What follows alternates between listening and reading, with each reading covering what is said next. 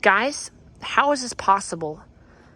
My peach tree, which is still growing at a very quick rate, is doing that in a tiny little pot.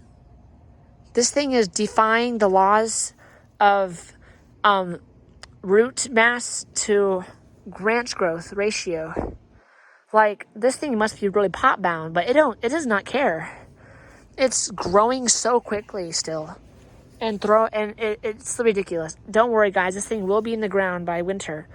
But like, the pot's like this small. The branches are extending all the way out across over the fence. And its height is going all the way to 12 feet. And the pot is only this big. It's not a large pot.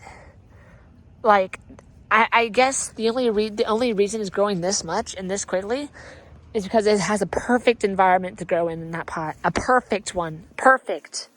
There's no other way it can do this.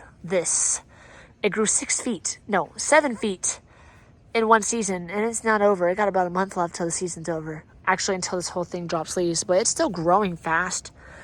The only reason why I assume why it's growing this quickly and doesn't really care about how much root space it has is because it has so much organic matter in this thing.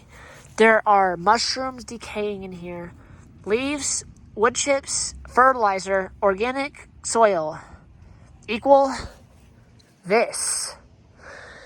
This is the most healthiest tree I've ever seen grow in a small pot in my life. Like, the most vigorous growing fruit tree I thought I didn't know it would grow this much. It's still throwing out new branches every week, meaning it's developing new side branches like this. Like these side branches right here, you're seeing right here, weren't here 2 weeks ago. These were not this long. They were tiny little things. Let me show you an example.